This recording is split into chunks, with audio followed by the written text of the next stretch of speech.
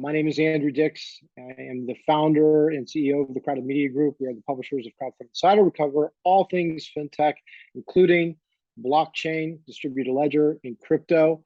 And we are very, very fortunate to have a rock star VC with us today, Alon Goren. He is an OG in the fintech sector. He's been doing this for a really, really, really long time. He knows his stuff. He is the founder of DGH, Draper Goren Home, and they are early stage investors in the blockchain sector. So thank you, Alon, for showing up today. It's good to see you again. It's been a while. Yeah, thank you, Andrew, for doing this and for joining us. For those of you who don't know, Andrew is also an OG in the fintech space. I think I probably met you right at the beginning, well over 10 years ago now, talking about crowdfunding and using technology to streamline the online investment process and everything else. So I'm excited to be hanging with you today.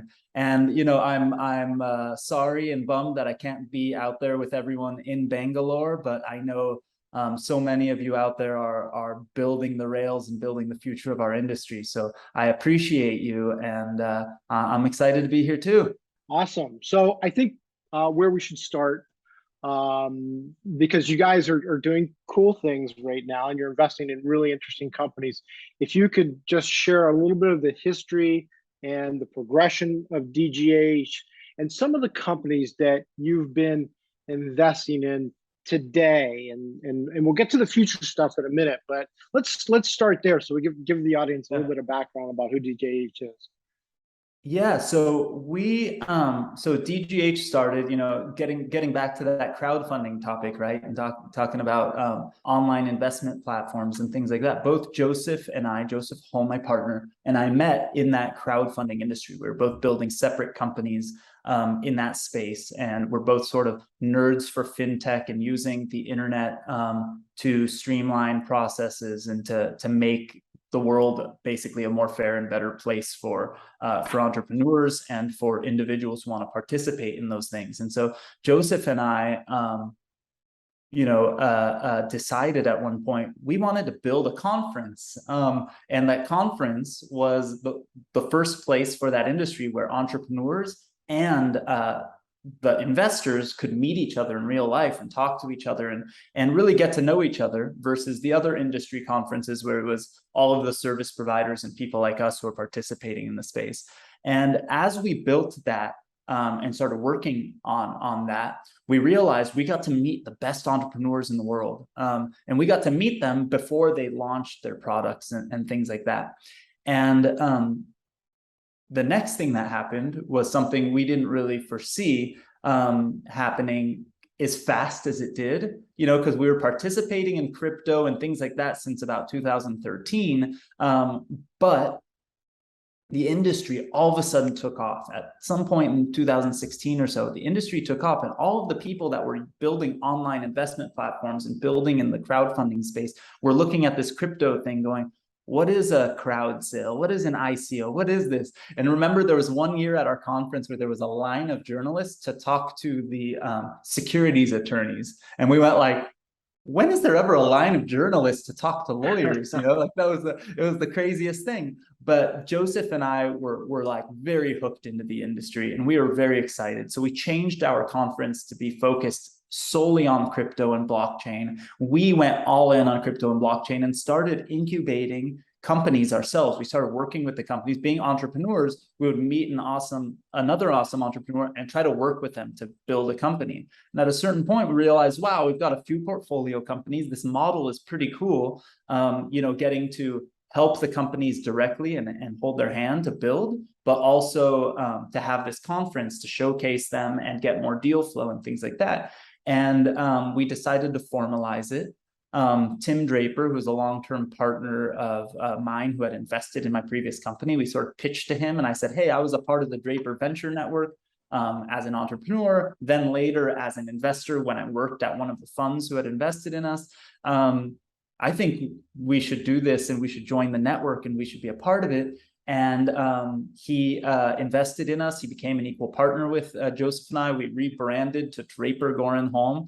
And now what we do is we incubate and accelerate very, very early stage companies in the blockchain space. And then we have a fund that can invest in them as they grow. So we're sort of like going from pre-seed, like 2 people and an idea, all the way to, you know, fundraising for their Series A's and beyond. And that's sort of where we live. Yeah, so I have to mention that I was fortunate enough to be invited to some of your early events. And so I've seen the progression.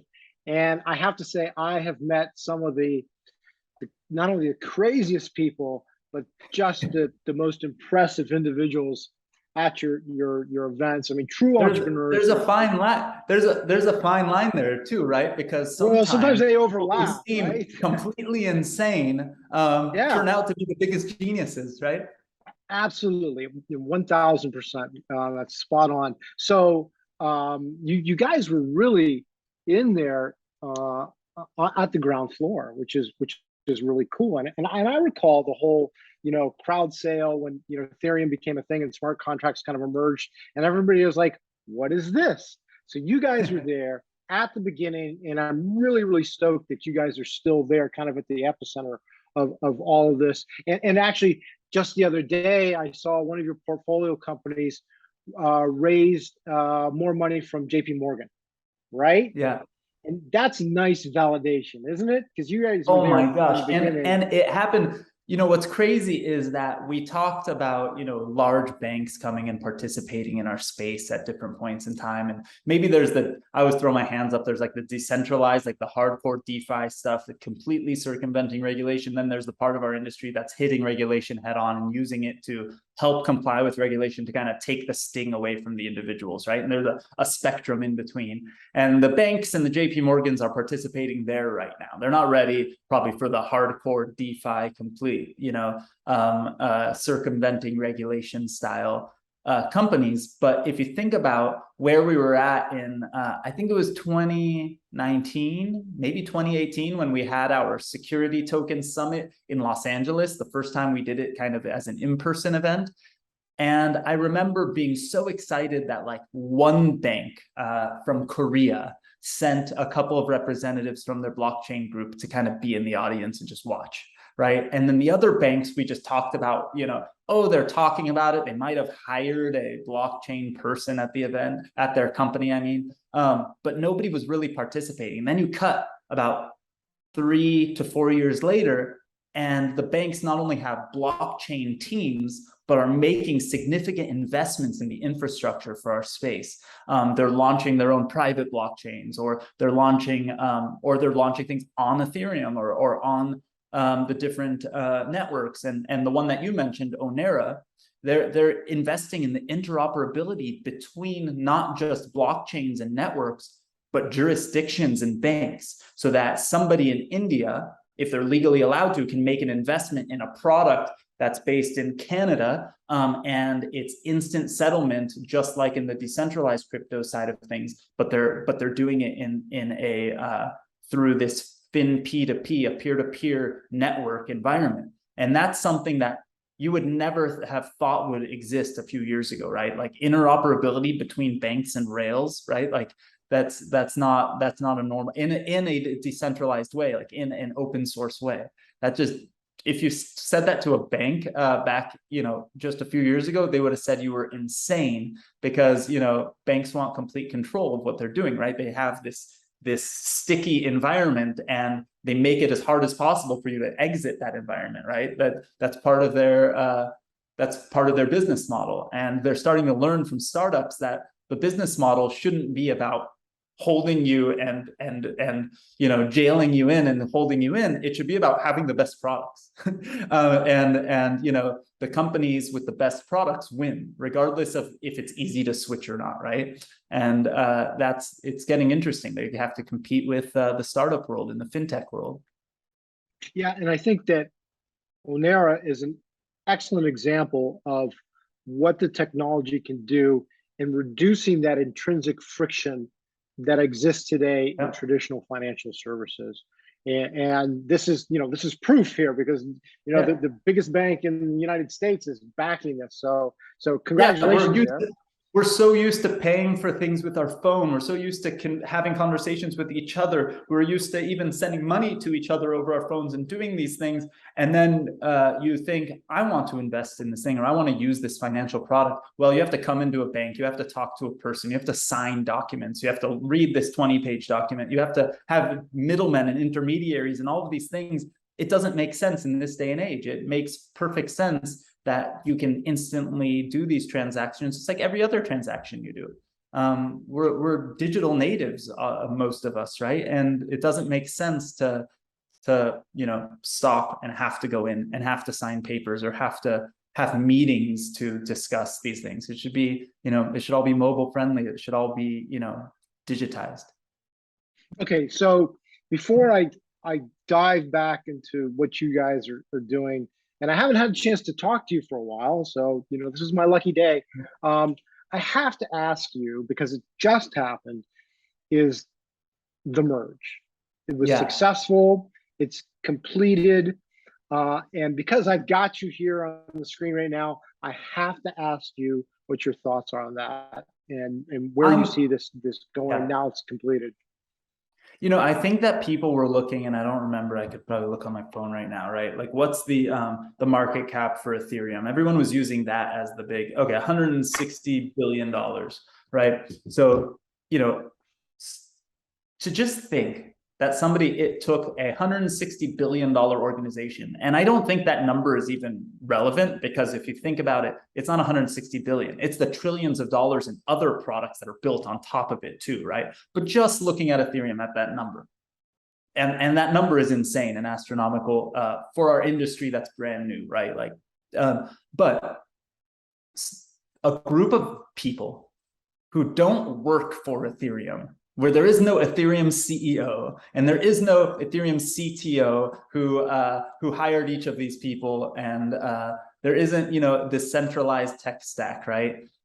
Every client is a open source project that's being maintained by all sorts of different people. So developers from around the world who speak different languages, who program different open source products, and all work together in coordination to do this merge, like that to me is just mind-blowing, shows you the opportunities that are ahead and how the world is changing. So I think from that perspective, this was a huge kind of demonstration to the world that I think people don't get to appreciate because it happened too smoothly, maybe.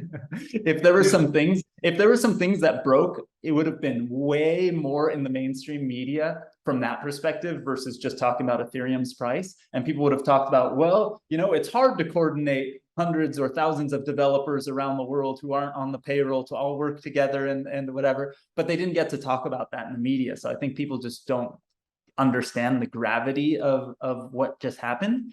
So from that perspective, it's absolutely just mind-blowing and exciting. It also, from the perspective of switching from proof of work to proof of stake, I think is pretty amazing. There's people who discuss some of the maybe security drawbacks that are happening from it. But honestly, I feel that the biggest thing holding down the Ethereum community from the mainstream adoption perspective was this looming meme of it being horrible for the environment. I don't buy into that, because compared to the traditional banking world that has all of their servers and their physical banks, and the fact that you have to drive to the bank, and their employees who are using their gas to drive every single day to work and do all of these things, I think that when you start comparing apples to apples, there's no environmental disaster that's being caused by Ethereum. That's just BS. But I've seen multiple mainstream projects over the years get canceled post announcement because their communities come at them saying, this is horrible for the environment. How could you be doing this? And then realizing, oh, this is bad for PR. Maybe we shouldn't do this crypto thing. And so now that is out the window, because those brands and those folks can very easily say, no, that was the crypto of yesterday. We're in the future, right? Look, Starbucks is doing it. Look, you know, I think that alone will bolster adoption. I think there's really interesting things. And if we can do something in a more environmentally responsible way, we should do it. Like, you know, I think that's a great thing. The drawbacks, from what I understand from developers who are much smarter than me, don't outweigh the benefits, in my opinion. I think it's going to be really exciting to see what comes now. I don't worry about the price of it because I think that's not actually important to building the rest of the financial rails. I do hold Ethereum, you know, full disclosure, and it's a bummer it's down, but I planned on holding it for many, many years to come. So I'm not watching the price day to day. Yeah, it's interesting because when the merge completed, we received a couple comments from people. One of them, I think, was from the head of blockchain at ING, who just said, this opens a path for institutional utilization. And it was just a big endorsement from a global bank. And I thought it was kind of cool that they're willing to make that kind of statement. And then we received another comment that I thought was kind of interesting. There was a professor from university in Switzerland who said that this is awesome, but there's still, you know, challenges going forward, and the merge really is a foundation for future improvements, and they're already talking about this. I don't know if you've looked at any of these and having discussions about what's coming after the merge. Yeah.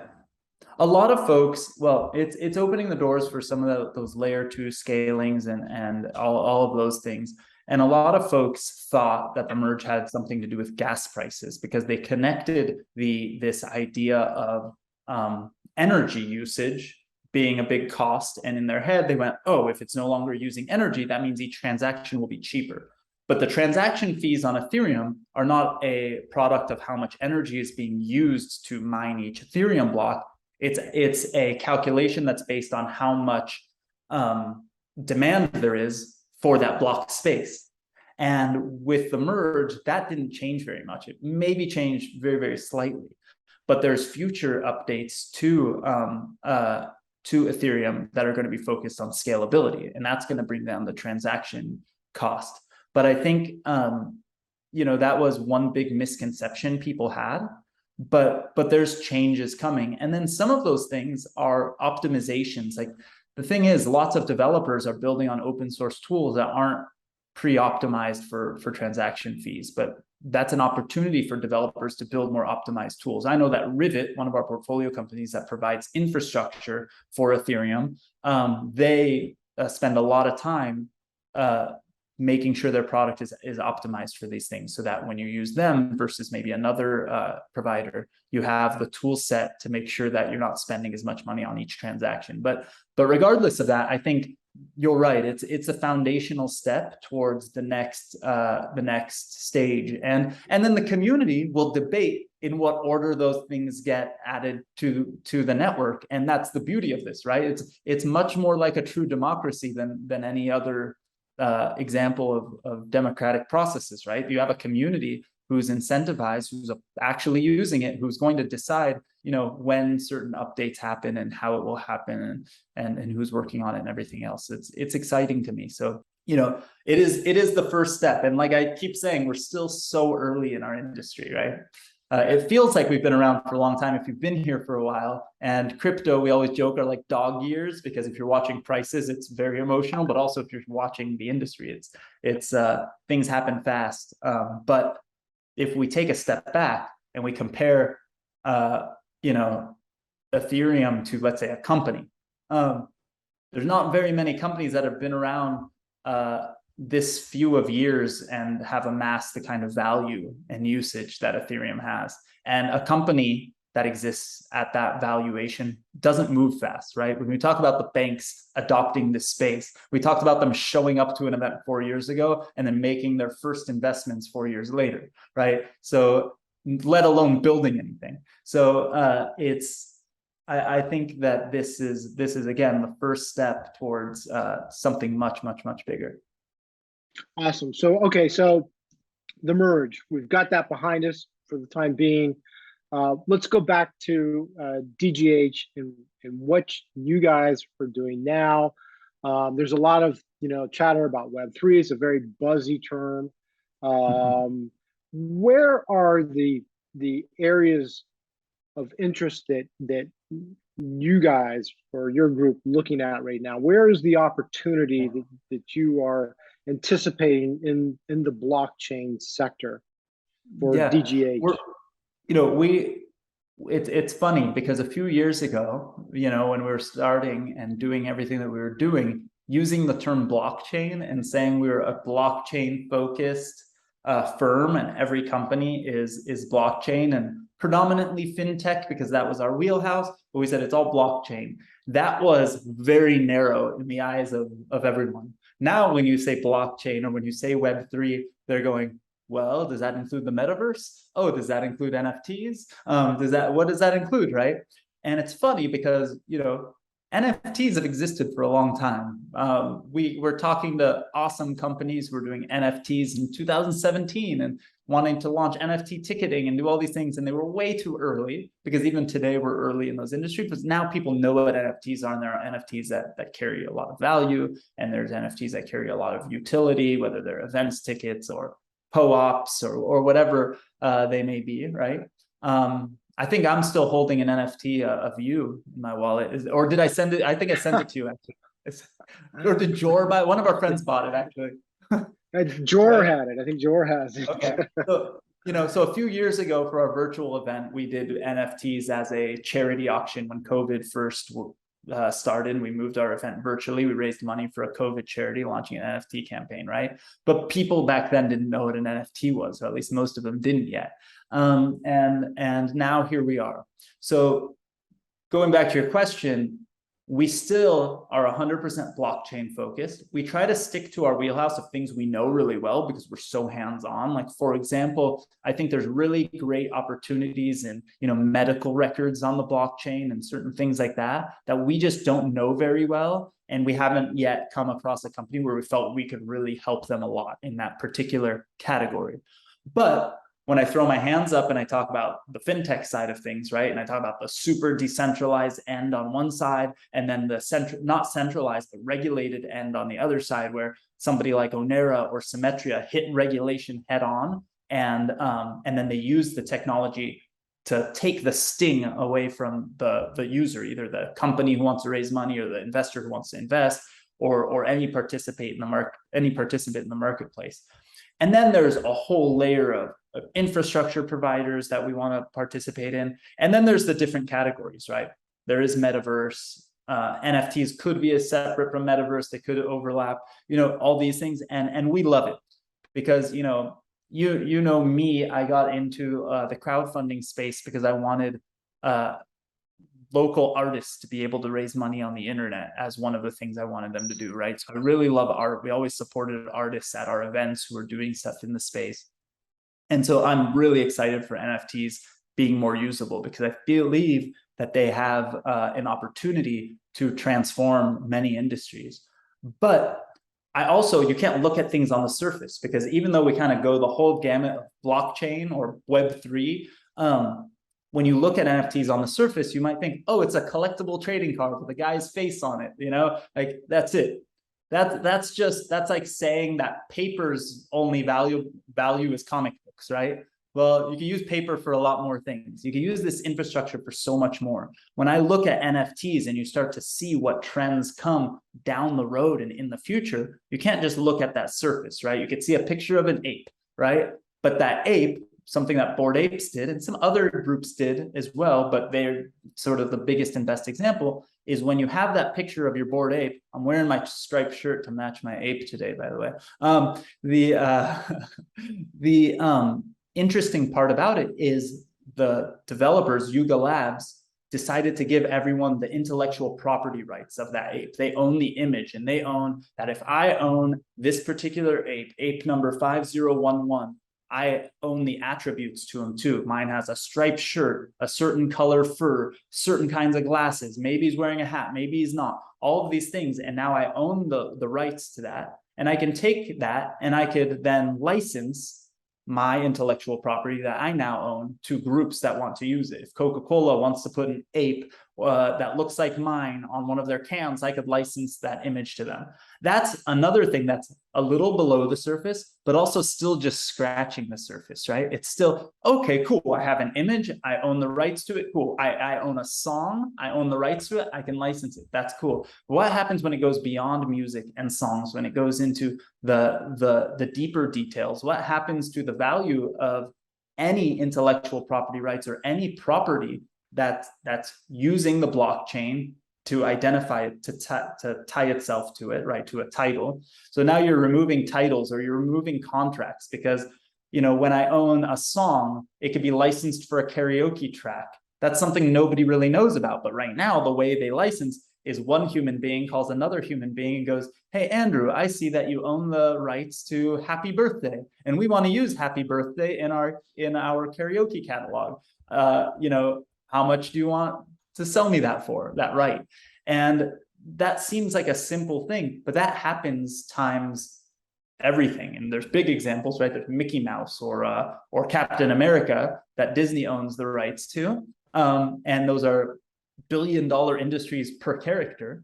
And then there's all of the minutia of the million other versions of that are smaller.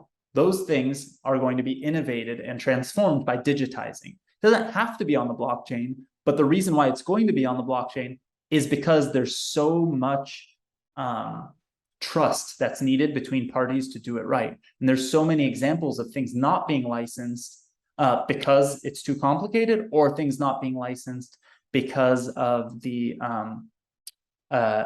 or not that they're not being licensed because of this, but they're being used without being paid for on a regular basis. And imagine once it's digital, imagine every single YouTube DMCA notice. It's a notice when audio has to come down or video has to come down from YouTube because the rights holder found out and reach out. That's a whole industry. But imagine if the YouTube holder now had an option. We removed it automatically, or you have 10 days to respond to know if you'd like to keep it and split the profits with the holder, right?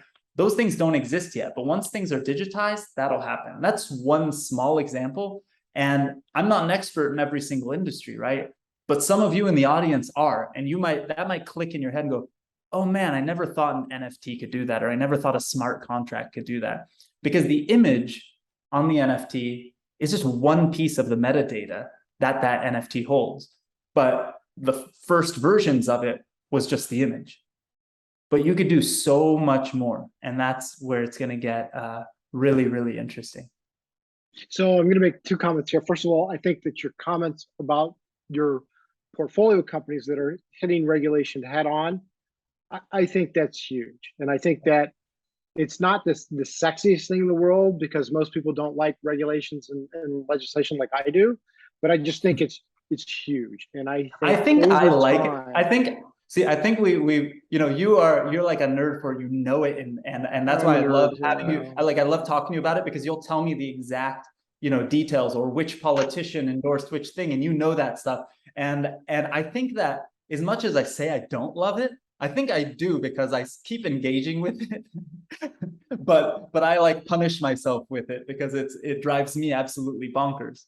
But go on. The people that are gonna, the people who are going to love it the most are the regulators, because when they realize that their jobs and compliance is streamlined and instantaneous, and they can do so much more, that's when the light bulb goes on, and they're like, wait a minute, we need to make this work. We need to help these companies be successful. So I think that's huge. It's going to take some time. The other thing I'm hearing is you guys are getting big, or are big into NFTs because of the future there. Is that correct? Yeah, I think I like to, I wish we were participating more. Shout out to Calamint, who's based in Bangalore, and some of their team is based out there. They are, I think, our first really directly NFT investment we made. And that's really exciting. Something I didn't mention in what we were doing is we believe in this industry, and we believe in what it can do to create a borderless world. We don't, like a lot of folks focus on one geographical region because we think that's stupid, right? There's really, really smart people everywhere in the world, just as smart as in Silicon Valley. And just because you happen to be able to get to Silicon Valley doesn't mean that you're special. You know, it means that you were born in the right place. And I want to invest in the best, smartest people around the world. And we're a good example of that. I would say that I got to double check the numbers, but about at least half of our portfolio companies are not based in the United States. And that's really important to us. But yeah, NFTs, in my opinion, like what I was just talking about, are extremely, I think, they're a great use case of what can be done, but they're an extension of the blockchain industry as a whole, right? And I think the metaverse is really crazy important, right? We're doing this. I couldn't be there in person. So Andrew, you're in Ohio, I'm in Southern California, and this is being shown in Bangalore, India. How freaking rad is that? How cool is that? And the metaverse is going to create those human interactions, is already creating those human interactions in different bubbles, right? In different ways. And that's why I love it. And, you know, everyone is skeptical, including me, about how human those interactions are until you really do it, until you live in it. And also until you see your children play in games like Roblox or any kind of metaverse, right? And when you see that, you realize like, oh, this is like native to them. This is really great. And then, you know, you start to really realize you can create really, really amazing opportunities around the world in, again, this borderless way. It doesn't matter where we are in the world. We're looking at each other as if we're in the same room. And that's, I think, a beautiful and exciting thing. Something I wanted to say about the regulation side really quick, because you kind of triggered this thought. Yeah. Going back, I'll try not to, but I was posting something yesterday because the thing that's nuts, I think folks in the other parts of the world have a huge leg up on the United States being the way that they are. I think that the regulators, you know, trying to put it in a nice way without sort of being insanely insulting, but they either don't know what they're talking about, or they're extremely, extremely, extremely short-sighted. Because what they're doing by regulating out some of these things in the United States and not giving us proper, you know, up until recently, they weren't giving us proper notice, in my opinion, right? Like they're just not giving us regulation and trying to figure it out after the fact. But by doing things like they just announced that they'll probably just completely not allow any stable coins to launch in the United States for the next year, at least algorithmic ones. What they're saying is, you know, not stopping anyone for participating in something fraudulent or anything like that, because if they understand this is decentralized, you can't actually stop us from participating. Like, it's not possible for them to stop us from participating. So all they're doing is removing their ability to protect the Americans, to protect any influence they could maybe have, right? If they regulated it properly and people set up their stable coins or their companies in the United States properly, then they would have some influence, they would have some oversight, and they'd be able to guide things in the direction they think they want it to go. But by completely banning something, by completely scaring entrepreneurs who are really smart from doing something, there's no jobs being created in this economy where every country is competing for jobs. There's no oversight. There's no regulation. So all they're doing is saying our citizens get 100% of the downside and 0% of the upside of this entrepreneur launching their business. And it's just like, it's the most American dream, anti-entrepreneurial stance you can make. It's just, let's just completely ban something. It's especially something that every single person will have access to, regardless if you ban it or not. It's so dumb. So I would say this. I think that politicians are intrinsically cautious. You know, everything is about getting reelected. And I know that some people in the industry looked at it as a negative, saying that they're kicking the can on down the road. And there's an element of truth to that. But at the same time, I viewed it more positively, because they didn't really come out and say, well, this is bad. They said, we want to encourage innovation and we want the United States to lead, but we want investor protection at the same time.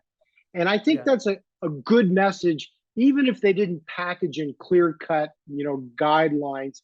And because on the other side, they could have said, this is terrible. We don't like this. And they didn't do it. They didn't pull a China. So Yeah. I think that maybe it takes a little bit while longer, but I think Yeah. inevitably we get there. That's kind of my perspective. I think the positive way to look at it all, and I try to look at everything in a positive way, although that's my one trigger. I pretty much don't fight with anyone other than politicians. And my one, on the positive note, our industry was acknowledged, and the fact that they're acknowledging it and not pretending like it doesn't exist like they have in the past is in my opinion really important. And it wasn't like a blanket Brad Sherman style statement that the crypto industry is fraud, it's bad for the dollar, it's bad, like an uninformed ridiculous blanket statement like that doesn't help anyone, including them. But but I do appreciate that there's a positive, and there absolutely does need investment protections in our industry. But the way the United States historically has protected investors is by keeping them out. And the biggest issue with that, right, is that startups and entrepreneurs are the single largest creator of jobs in our country, and the largest or the biggest opportunities for creating generational wealth in our industry is supporting those entrepreneurs. And the way the government protected people was to not allow them to participate in the greatest opportunities to create wealth in our industry, in our country. And when you look at it from that perspective, you're going, well, then what are they protecting us from? Are they actually protecting us, or are they making sure that the folks who are allowed to participate are the only ones that are allowed to participate? And then you start realizing there's conflicts of interest, and that's not fair. And that's why I'm all for a borderless world, because I don't want just that opportunity for me, because I wasn't allowed to participate growing up. I want that opportunity for everyone, no matter where they were born in the world. I know we're running out of time, so I don't want to keep going, but I could. Yeah, two quick items. First of all, I would say this. I don't know if you saw the letter that Senator Elizabeth Warren wrote to Treasury, where she really criticized digital assets, crypto assets, following the report from the administration. I mean, it was really just, she went hot, big guns on it.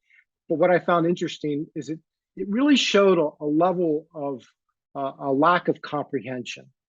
And you would think that somebody at that level would have a better handle on what exactly this technology is, because in the end, it's technology. And that was kind of disappointing. So I'll leave that there, much as I love to talk about, regulation policy. It's what's disappointing to me. Let's go. Yeah. What's disappointing to me is that, the politics in our country of being very, very divided. I'm much more, I would probably align much more with Elizabeth Warren's policies and ideas than most other people. And I think she's incredibly smart. And I don't think she doesn't understand. That's what pisses me off, right? Because I think she's smart. I think she probably understands. But like you said earlier, what's her job as a politician? And is she there to protect us and to be a woman of the people? Is she there to really be our advocate? Or is she there to be reelected? And is this what's best politics-wise for her? And it's hard to understand what the difference is sometimes when you're just reading these statements. And that really hurts, right? Because what is their job, right? And I want her there to protect us. I want medicine for every single person in our country, and a lot of the things that she advocates for. But shooting entrepreneurs in the foot and shooting everyday citizens in the foot and not allowing them to participate is also attacking their rights, right? And it doesn't make sense to me. And so that's where these things get conflated, right? All right, final question, because you're right, we're running out of time. Long term, big picture, what is Alon Goren's expectations, your predictions for a year out, 5 years out, 10 years out? Where is this all going? I know that's a big ask, but tell me. My ideal situation, the world is a utopia if we truly create these decentralized economies, these borderless digital jurisdictions where my friends in Bangalore can participate in the same opportunities that I can participate in here in the United States, and that, you know, we get paid the same for the same services, and we can work together in the same way. And there isn't, in these digital jurisdictions, maybe we have the same insurance. Maybe literally my friends in Bangalore can have the same insurance provider for their healthcare as I do here, because I'm not participating in my neighborhood as a jurisdiction. I'm participating in the jurisdiction I choose to participate in globally, digitally. You know, I want that digital world to be a thing. And maybe it's unrealistic to think it can happen in 10 years, but that's my dream. I really want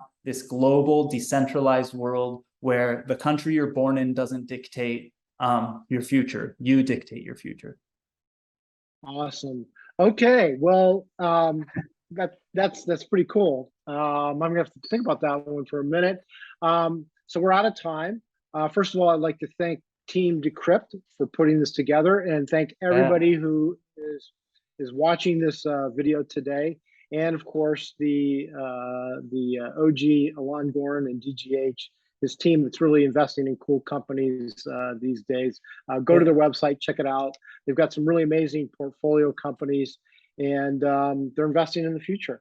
So thank you, Andrew. I appreciate it. Thank you, Team Decrypt. Shout out to Calamint out there, to Plenty, who's out there, and the whole Tezos India community who's out there also representing our industry and kicking butt. Thank you, everyone.